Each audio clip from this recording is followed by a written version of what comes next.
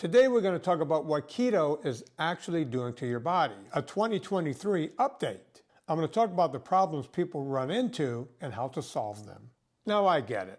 You had a friend or a family member who did keto and lost 100 pounds. So you gave it a shot. Maybe you lost a few pounds and then it stopped dry. Some people stop dry and start going in the opposite direction. So what happened? Why did it work for them and not for you? So we're going to talk a lot about where you went wrong, why low carb or keto, or whatever you were calling it, didn't work for you.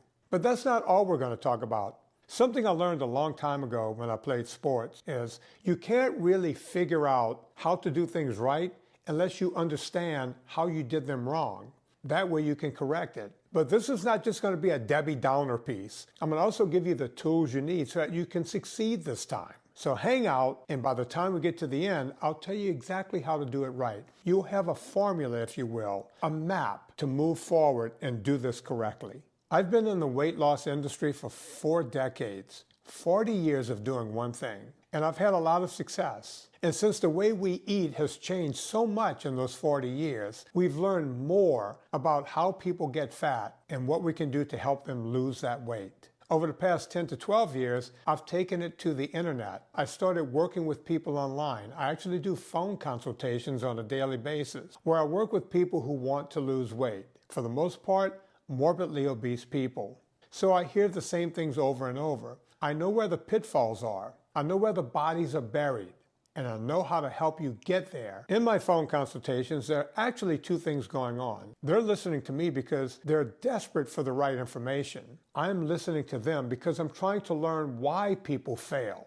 And I've come up with 3 key aspects as to why people fail when they do low-carb diets. The first one has nothing to do with you. It has to do with the food industry. You see, once we decide to do something like keto, we want to do it right. And the way our society works today, the way we do things right is we go right to the Google machine and it tells us exactly what to do. And the food industry knows this. So what do? They make sure that their sponsored ads come up first when you want to learn about keto. I mean, try it for yourself. Go to Google, type in keto or ketogenic or low carb, and you're going to have sponsored ad after sponsored ad telling you to take some sort of product. But it doesn't stop there. It's even worse when you go to the grocery store. As soon as you walk in, they see you coming. They have keto written on everything. You'll see things like keto friendly or keto certified or low carb certified. These are all terms that mean nothing. Anyone can put that on the front of any package. I've actually seen it on pasta products, and we all know that pasta is not keto friendly. So when you walk into a store, anything that has a package that says keto, keto friendly, or keto certified is really not your friend. Along with putting keto certified on the package, it gets even worse because besides putting misleading labels on packaging saying keto and keto friendly, they're also doing things that they know will get to us. One of the things we've learned with low carb is you can actually use other foods that will mimic rice and dough. And one of those foods that come to mind is cauliflower. So you can make cauliflower rice, you can process this stuff at home by cutting up cauliflower in a Cuisinart. But when you get it in a store in a product, is it the same thing? Well, maybe. You could get ground up cauliflower as cauliflower rice, but when you see cauliflower pizza dough or almond dough, right, because almonds are not as high carb as wheat would be, these become problems because they're putting that on the label, but that's not the #1 ingredient in the product. Also, if you see grain-free, you need to really look close because they can use other starches which are just as bad. The 2 that come to mind are potato starch and tapioca. You see, you can put grain-free because it's not a grain, yet the starch is just as bad. So you really have to watch out. As I said at the beginning of this, your good intentions have been stolen, but you're going to get them back. The next thing that goes wrong is not really understanding what carbohydrates are. I know you're thinking, wait, I know what a carb is. It's sugars, it's grains. But it's not really that simple. You see, the industry, again, has educated us in the wrong way. Everyone knows that high fructose corn syrup is bad for you, so as long as we take that out, other sugars are fine, right? Not exactly. Table sugar is table sugar. Most of it comes from sugar cane or sugar beets. But they started telling us that other sugars are actually better for you, say coconut sugar or agave syrup. These sugars all operate in your body exactly the same, yet the industry will tell you that these are better for you, and they're not. Let's take a look at grains. The industry will tell you that certain grains are better than others. We've all heard the term heart-healthy grain. There's nothing heart-healthy about a grain. That was made up by advertisers. What about whole grain? You hear, oh, whole grain, it's a whole grain. That's got to be better for you, right? No, not really. You're getting exactly the same thing as if you're eating any old processed grain. And it gets even worse. Rice.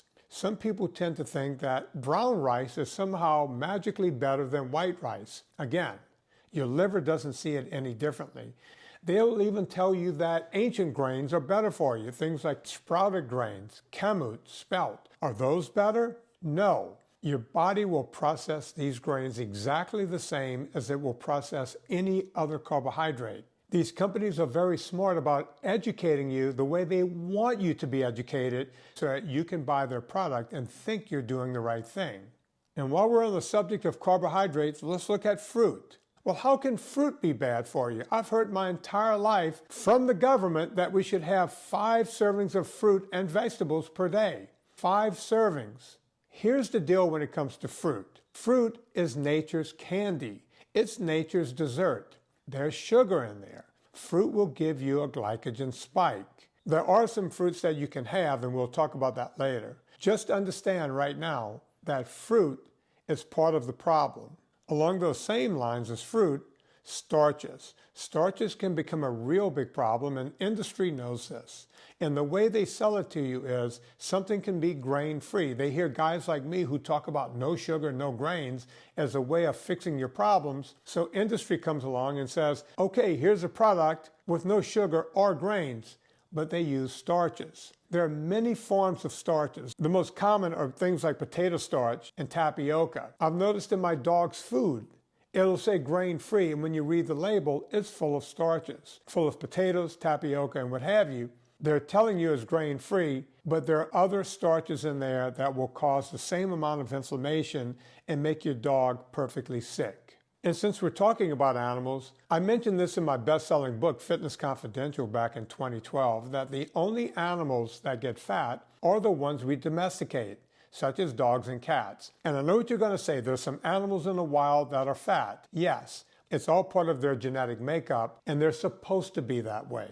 Cats and dogs are not. The third reason I see people failing on low-carb or keto diets doesn't have anything to do with industry or anyone else. The blame is actually on the person. Now, I generally don't like to blame people for problems, but sometimes we are to blame because we're way too smart for ourselves. Literally, we outsmart ourselves. Let me give you some examples. Usually when people start low-carb diets, I tell them to eat all the fat and protein they want. And I don't care if they overeat for a while because they kind of feel like they're on a tightrope without a net. They're really white-knuckling it, and they're scared because they've had so many diets fail in the past. But this time, when you tell them they can have more food, they really go for it. And then having too many calories can become the problem. I don't mind if people eat too many calories at first, as long as they're cutting out carbohydrates. They can have a lot more fat and protein. And this will work for a while. That's why they'll have that initial 10 or 15 pound loss. But then it stops. That's because their body is now adjusted and they're having too many calories. So why would I tell them to have all of the food they want at first? Well, I'm just trying to keep them sated and not falling off the program. But at some point, you have to cut back to a normal amount of food. The other problem I see is people try to game the system by not eating enough, or they'll start cutting way back on the fat and raising the protein a bit. They usually learn this because they go online and they start listening to too many people, and then they start trying to mix and match.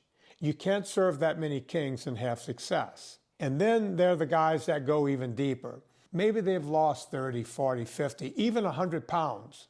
But it's not coming off fast enough anymore, so they'll game the system even more. They'll hear about intermittent fasting or eating within a window, meaning a short amount of time each day. This is fine, But then they start gaming that system to where they're having less and less calories, which brings them to that second problem again, too few calories. The third thing I'll see is that may work for a while, and then they take it a step further. Because it stops working, they'll do something called OMAD, which is an acronym for 1 meal a day. This is when they're eating 1 meal a day. Does this work for people? Sure, it works for people all the time. The problem is, if you're metabolically broken and you've had problems with your weight for years, you don't want to keep going down this road of diet mentality to where you're just eating 1 meal a day. I like to see people eat at least twice a day, if not 3 times. And we'll talk about that in just a few minutes. So it could be your fault because you're trying to game the system. You're trying to do even better. That will stop your weight loss. So all I'm saying here is sometimes the good is the enemy of the best. So how do we gain and lose weight? One word, insulin. Insulin controls everything when it comes to weight gain and weight loss. If you have low insulin, you're going to burn fat. If you have high insulin, you're going to burn sugar. Let me explain in a cartoon version. If you eat a lot of sugar, your body has to regulate that sugar. Insulin comes in and pushes it down. And insulin does a great job of pushing that sugar into our bloodstream, into our liver, and into our muscles. And what does it do? It sits there to be used as quick energy when we need it. Unfortunately, our entire body needs about 2 teaspoons of sugar to stay in homeostasis. So what happens to the rest of that sugar? Insulin turns that sugar into a long-chain triglyceride, and it gets stored as a fat. My friend Gary Taubes wrote a famous book back when called Why We Get Fat and What to Do About It. That's a title you should never forget. As a matter of fact, you should read that book. Gary put it in a version that I'll never forget, and I'll give it to you here. He said, think of a long-chain triglyceride the same way you would think about buying a bed from IKEA. You go to IKEA, you get the mattress, box spring, and you get the whole bed, but it's all taken apart. You bring it home, and it's easy to slip it through the door of the bedroom. Once it's in the bedroom, you have to set the bed up. You build the frame, you throw the box spring and the mattress on it, you put your sheets and pillows on it, and you have a bed. But if you try to take that bed out, it won't fit through the door. You really have to work to get that long-chain triglyceride to be released from a fat cell. So the best case scenario is to not build up so many long-chain triglycerides to begin with. And the number one way that we build up those long-chain triglycerides is by having too many sugars and too many starches. So if you just cut down on that, you're going to start burning the fat off of your body instead of collecting more. Early on when I was starting my career and helping people get in shape in the early 1980s, I saw something coming down the pike. It was eat more meals every day. See, people normally ate 3 meals a day. Now I was hearing eat 4, eat 5, eat 6 small meals a day. Have the same number of calories, just have those calories throughout the day. And it made zero sense to me because every time we eat, even if we eat fat and protein, your insulin levels are going to go up to some degree. When you eat sugar, it goes up much higher. So why would you eat more meals a day to keep that insulin up there? Well, the reason being is the whole calorie in, calorie out thing started, which is also known as CECO on the internet, calorie in, calorie out. And when you eat a lot of high carbohydrate meals, you're hungry within a few hours. And the way they decided to take care of that is instead of waiting until lunch, have a meal between lunch. And instead of waiting until dinner, have a meal between dinner. And then you can have a snack after dinner.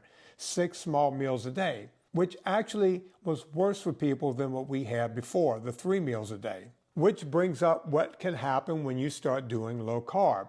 You see, when you're doing low carb, you're not releasing so much insulin, and there are other hormones that come in to act with insulin, mainly ghrelin and leptin. Ghrelin is a hormone that's supposed to make you feel hungry.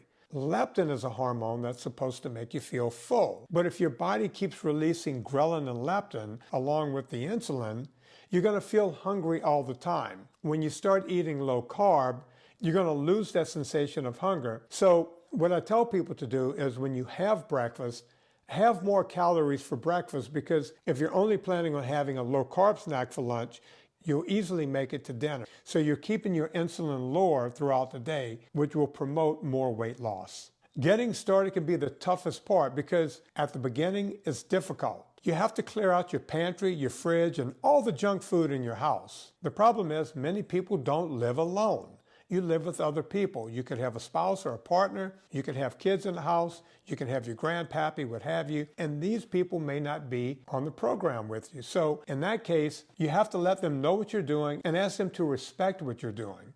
They must understand what you're going through. Trust me, when you start feeling better and looking better and losing weight, it becomes easy. Another thing that throws people off right at the beginning is a little something known as the keto flu or the low-carb flu. What this is basically some dehydration that's going on. Once you start eating correctly, your body will start losing inflammation really fast. A lot of these cells will start to contract and you'll release a lot of this water. Some people call it the whoosh because within 7 or 8 days, depending on how heavy you were at the beginning, some people have lost 7, 8, and I've heard some people as much as 15 to 18 pounds in the first couple of weeks. This is mostly water weight. And with that, you're going to start to feel dehydrated. The best way to conquer that is to eat more salt on your food, maybe even add salt to water, take electrolytes, but don't take electrolytes in the form of Gatorade. You want to take a pure electrolyte with 0 sugars or sweeteners. In the interest of full disclosure, I have a vitamin company that sells a product called UltraSalt. You may want to check that out, but it's not necessary to make this work correctly. You can do it without my product. Just make sure you're getting plenty of water, salt, and electrolytes. I think it's also important to let you know that I put together a PDF that's at VinnieTartaries.com. It's called the NSNG ebook. NSNG stands for no sugars, no grains. It's been downloaded hundreds of thousands of times and people have lost millions of pounds just using that ebook. It's a simple how-to step-by-step. I'll put a link in the video notes. Breakfast. Yes, I want you to have breakfast. And when it comes to breakfast, the first thing that comes to mind for me, bacon and eggs, or eggs and sausage. Also eggs and meat. So Vinnie, where am I going to get meat? Well, leftover meat from the night before. Sometimes it's hamburger meat, sometimes it's steak. Sometimes I'll just brown some beef while I'm cooking the rest of dinner so that I can have something to go into my omelet the next day. The other thing you can do is boil eggs. People tell me they don't have time to cook in the morning. You can boil eggs the night before. You can even peel them the night before. All you have to do is reach into the fridge and grab an egg and you're ready to go. Eggs have more nutrition than almost any other food I can think of. I've always said if I was stuck on a desert island, the one food I would want to have is an egg. Because think about it. An egg is an embryo. It has everything in it that can create a sentient being. This is a nutritionally sound food. If you're not into eggs for breakfast, I get it. Some people don't like them. There are other things you can do. Avocados come to mind. Yogurt, cottage cheese. There are many ways to work around a breakfast without having bacon and eggs. And as far as beverages, stay away from any kind of juice or fruit juice. The only thing you want to have for breakfast is water, coffee, or tea. And if you want to put a little whole milk in your tea, that's fine. If you want to put milk or cream in your coffee, that's also fine. Let's talk a little bit about lunch. You heard me say that once you get into low carb and you're doing it for a while, you may not be hungry for lunch. But at first, when you start low carb, you might feel like you're walking on a tightrope. You're white knuckling it and you really want to have something at noontime. So the proteins that you want to stick with for lunch, you have beef, which is high in fat and protein. Chicken, depending on the piece of chicken you're eating, you're going to have higher fat in some pieces, lower fat in others. Say the breast is mostly protein, but when you get into the thighs and the wings and the legs, there's more fat and protein together. Fish is also a great protein that's full of omega-3 fatty acids. Don't fall asleep on fish and other seafoods. Lobster, I know that's expensive for lunch, but you can have it. There's also crab, shrimp, and of course I'm from Cajun country, crawfish. Another way to go at lunch would be to have a salad, but not a salad the way you know it. Yeah, of course, you're going to have your leafy greens in there, but you want to have cruciferous vegetables such as broccoli, cauliflower, and also things like avocados, which are high in fat. Olive oil, but always make sure it's real olive oil. What we've learned is in most restaurants, they cut costs by using cheaper olive oils, which are also mixed with seed oils. You may have to bring your own oil. Yeah, you're going to become that person. You're carrying your own oil to a restaurant. But hey, that's the way you can do it for lunch. Have a salad and enjoy it. Oh, did I mention olives? Olives also work in a salad, and they work as a snack. As a matter of fact, another meal you can have for lunch is just a charcuterie board, which could include cheese, olives, avocados, and high-fat nuts. I always get asked during my consults if it's okay to have a high-fat coffee for lunch. What is that? Well, there are two ways to make a high-fat coffee. You can either put heavy cream in your coffee. Some people like to put butter and coconut oil. But keep in mind that you don't want to gild the lily. If you're having a high-fat meal, don't have more fat on top of that. If that's a meal replacement once in a while, that's fine. And that's what people normally do after they've been doing low carb for quite a while. They might just have a coffee, add a little butter to it, or butter and coconut oil. There are different combinations that you can get to. Find what you like. You can have it, but just keep in mind, you're not going to have a proper meal at lunch and the fat coffee. A sample dinner. Dinner should be the easiest meal to deal with because generally you're going to be at home. I try to stay out of restaurants. Also, try to eat early. I'm not talking 5 o'clock early, but you don't want to get into 8 or 9 o'clock because, again, you want the food to digest. You want your insulin levels to go in and do their work. Give yourself some time between your last bite and the moment your head hits the pillow. And as I said, since you're at home, easier to prepare.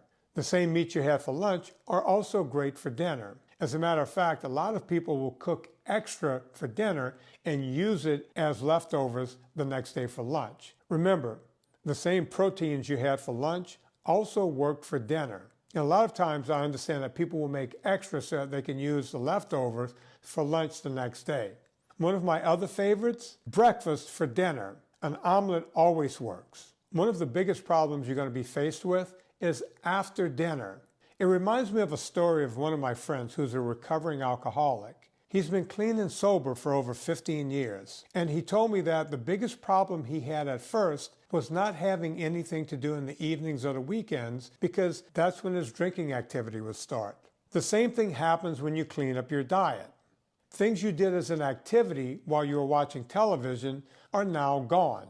Things such as candy, ice cream, chips, and other desserts are all off the table. By the way, speaking of desserts, if you want to have a dessert now and again, I tell people to try to wait a couple of weeks and as much as a month before you get into it. You can't start having berries at night right after dinner. Again, you want to put a lot of time between the last bite and when your head hits the pillow. So you want to have it right after dinner.